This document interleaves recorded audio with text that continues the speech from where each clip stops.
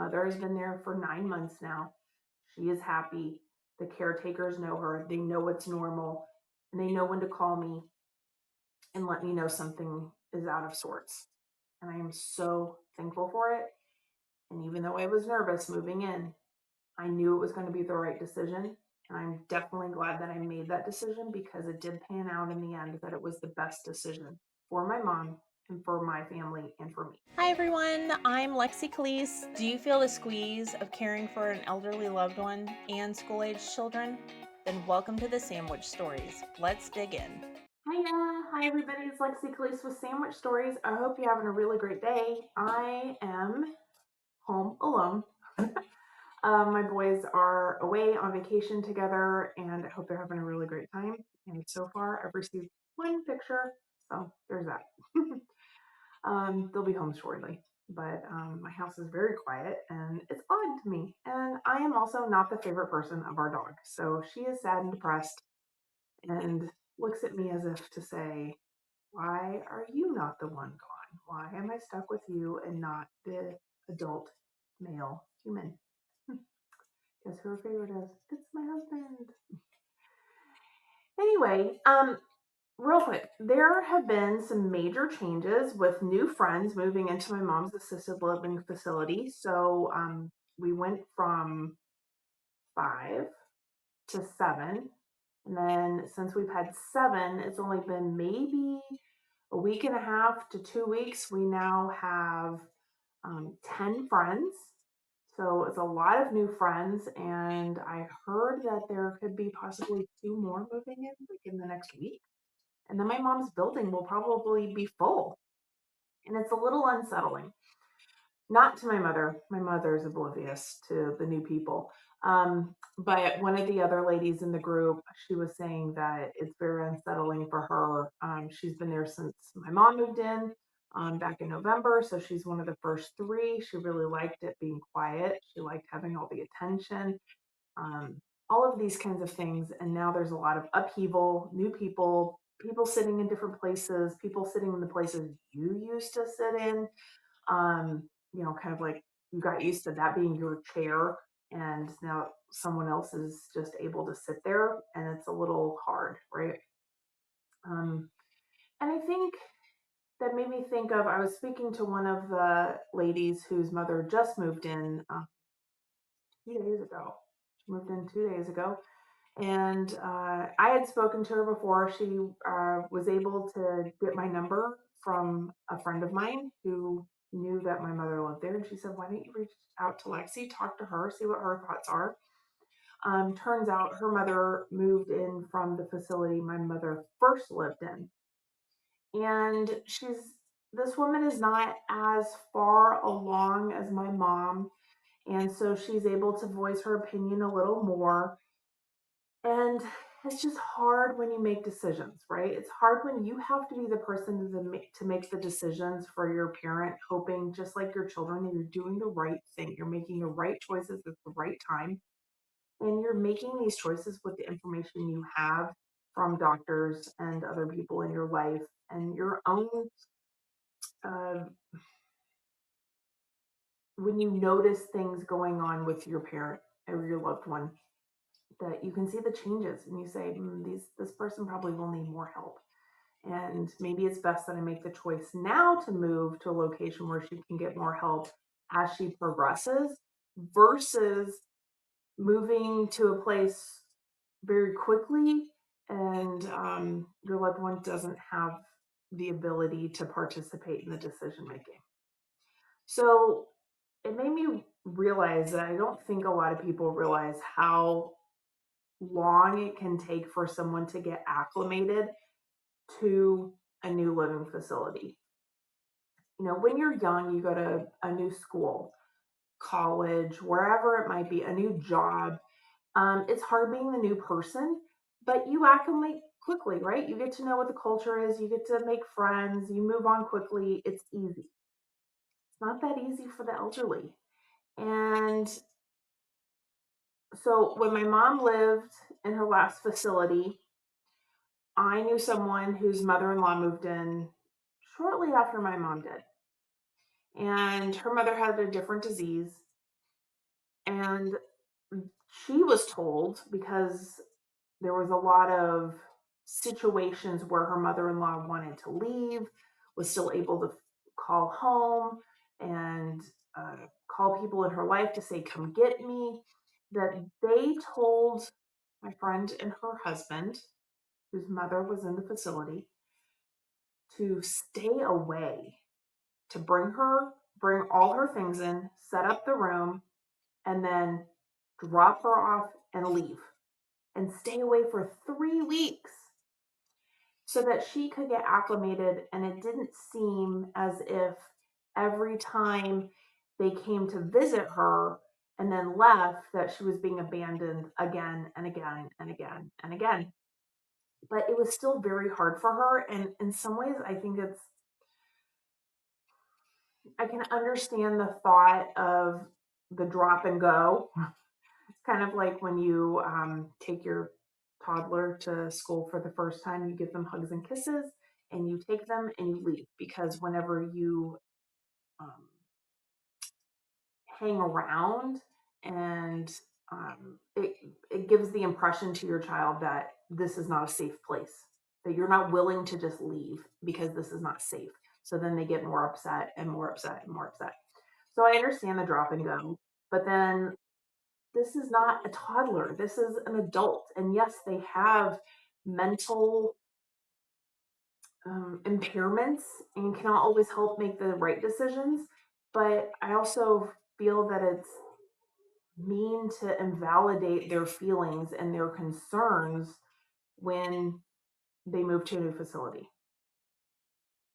And it might have worked for that person. It might have um, been really good, but I mean, I was there. I saw her mother was very agitated, was calling all the time. My friend and I spoke a lot. She said, she is, you're there. What are you seeing? We don't know what's going on. We only know what they're telling us. They say she's fine. But it was hard for them to stay away for 3 weeks. Now we have this new lady who moved in, like I said, 2 days ago. Her daughter was talking to me about, did I make the right choice? My mother says she doesn't like it. And you have to remember that it can take up to 3 weeks for someone to be acclimated. And I, of course, was never going to be the person that stayed away. I wasn't going to just leave my mom and go. She would feel abandoned and would hate me for it. And I'm just not that person. I could never do it. I need too much control in my life. But we have to realize that you have to reassure your loved one that this is the right place, that it is a safe place. Yes, it is new. It's hard to be the new person, but everything will be okay in the end. And that's, like I said, that's something to think about. So 3 weeks for the beginning initial association. It can take 30 to 90 days for seniors to feel comfortable in the facility. And then it can take 3 to 6 months for them to be fully acclimated, to understand that this is a safe place, that they've now made friends, they now know what the culture is, they now know what the routines are. So it's a lot of patience. And I know that's really hard when our loved ones are saying, I don't like it here, I don't want to be here. And you want to validate their feelings and their their thoughts, but we also have to remember maybe their mental capacity is not all there. And that you, as a caretaker and a loved one, are making the right choices at the right time for your loved ones. That you're looking ahead. They're looking at the now. They don't like it. It's change. Change is hard. It's upheaval. Maybe they're in a smaller room than they used to have.